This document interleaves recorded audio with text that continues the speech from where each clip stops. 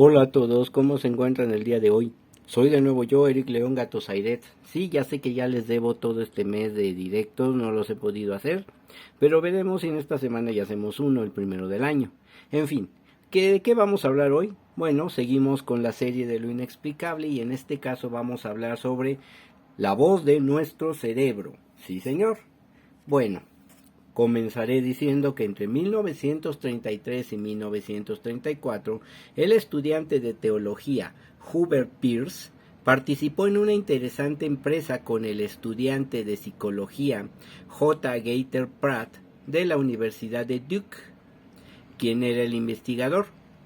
El reto que se propusieron consistía en transmitir el pensamiento de ambos de un edificio a otro. Separados por una distancia aproximada de 100 metros, Pratt elegía una carta al azar y anotaba de cuál se trataba. Al mismo tiempo, Peirce trataba de descubrir cuál era la carta y anotaba su impresión. Y solo, hasta el final del experimento, confrontaban sus resultados.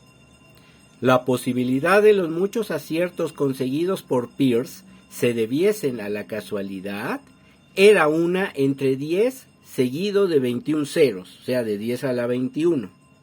¿Ustedes creen que esto de la telepatía y de cualquier otro, pues ahora sí, tema de percepción extrasensorial o tema de este tipo sea posible? Tal vez. Vamos a ver. A propósito de la telepatía, el parapsicólogo británico Richard Brockton, en su trabajo titulado Sí y los hemisferios cerebrales, PSI, de psicología, y los hemisferios cerebrales, él tenía la teoría, especulaba que en el curso de la evolución humana hubo algún tipo de facultad sí antes de que se perfeccionase la comunicación lingüística. Esta facultad, según él, podía resultar muy útil tanto para cazar en grupo como para que el grupo consiguiera sobrevivir. En una palabra, eran medio inútiles, ¿no? A medida que se desarrollaba la comunicación lingüística, la comunicación sí pudo ir perdiendo importancia e incluso hacerse socialmente indeseable, por lo que surgieron mecanismos para reprimirla o restringir su aparición en el comportamiento social normal. En la actualidad existen 3 teorías que explican el funcionamiento de la telepatía y la clarividencia.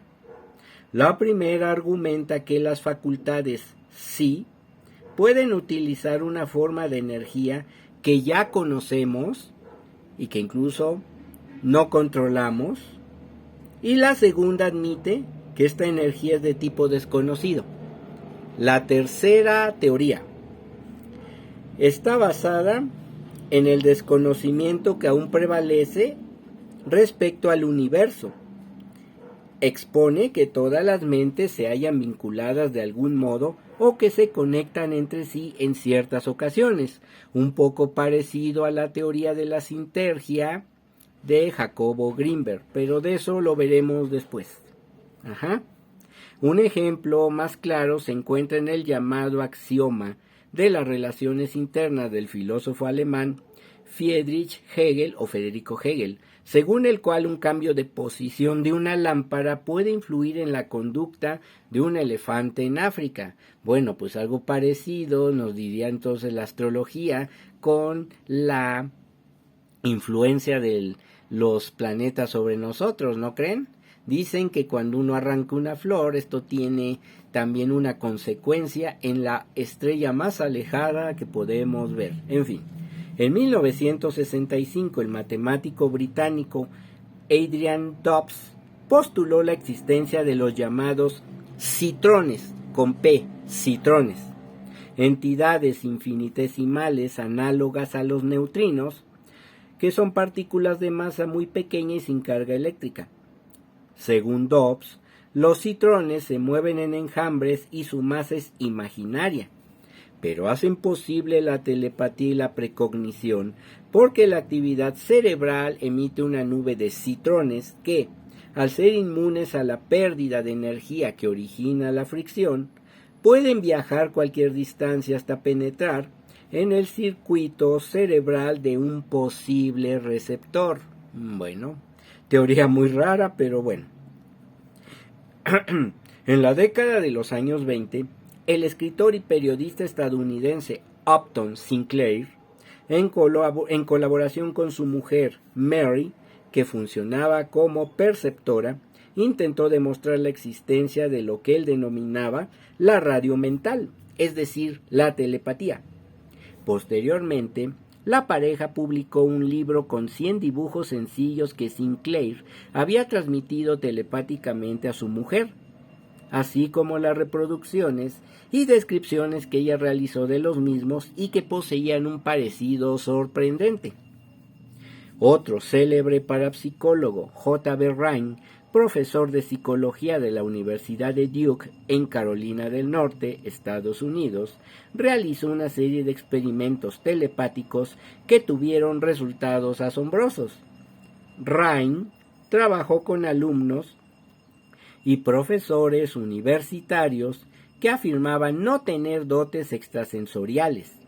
En colaboración con Carl Zener, su colega en la misma universidad, inventó a finales de la década de los años 20 las famosas cartas que llevan el nombre de este último, las cartas Zener.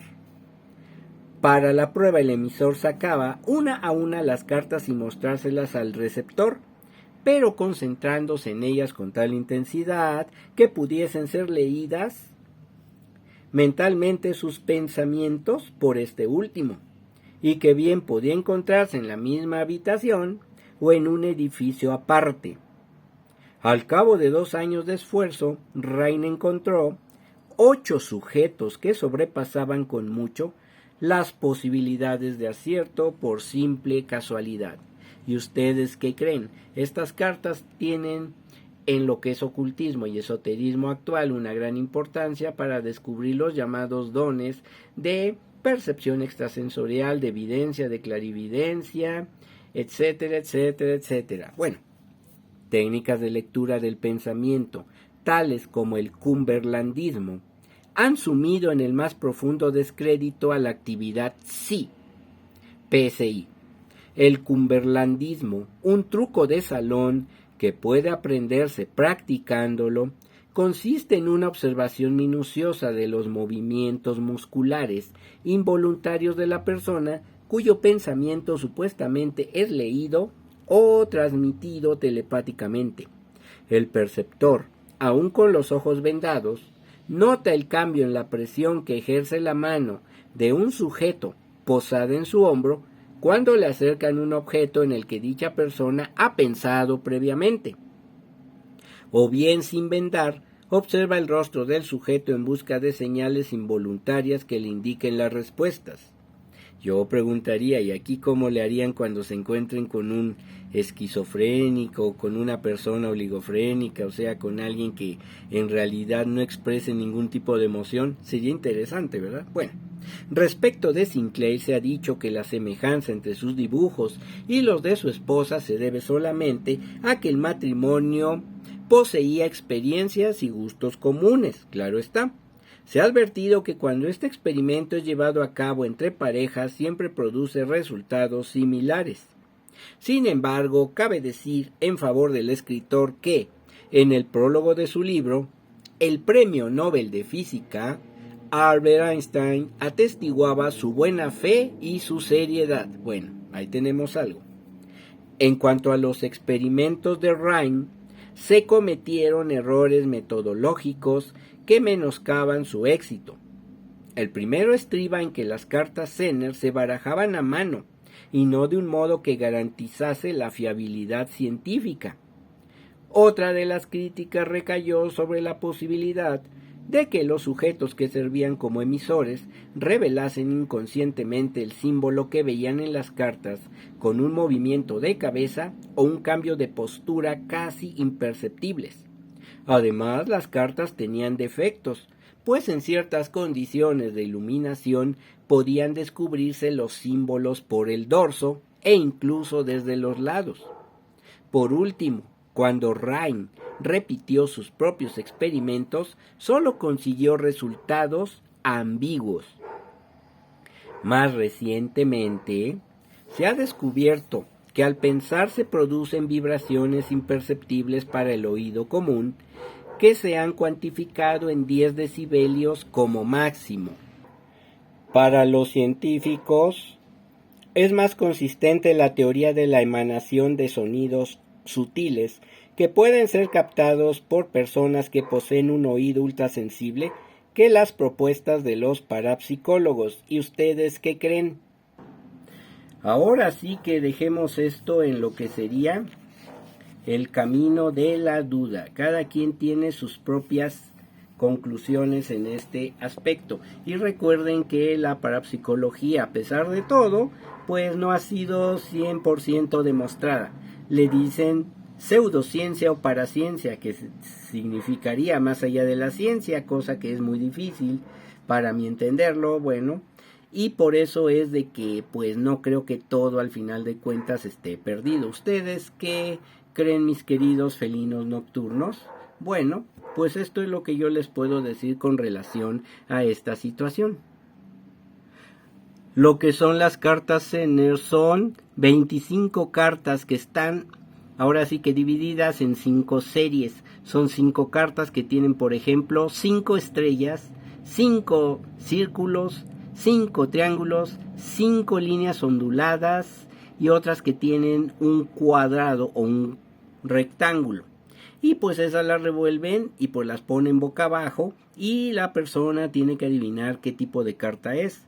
Obviamente las tienen que hacer en lo que es cartulina muy gruesa, inclusive en madera, para que no se vea qué símbolo tiene y así puedan realmente darse resultados que podamos considerar realmente fiables. ¿Y ustedes qué creen, mis felinos nocturnos? ¿Creen acaso que sí pueda ser posible que se pueda ver algo pues con este tipo de cartas? Bueno, pues hasta aquí la dejamos y yo, Eric León Gatosairetz, les pido que se suscriban a mi canal, activen la campanita de notificaciones, comenten abajo en la caja de comentarios, denle like al video y compártanlo en todas sus redes sociales. Sin más por el momento, me despido. A ver, antes, pues aquí les muestro algunas cartas, pero no son todas. Estas serían las líneas onduladas. Estas pues serían las estrellas, son 5 de cada una. Serían los círculos. Este sería el cuadrado. Y pues la otra que no tengo sería el triángulo. Así es como serían estas cartas. Bueno, ahora sí, hasta luego.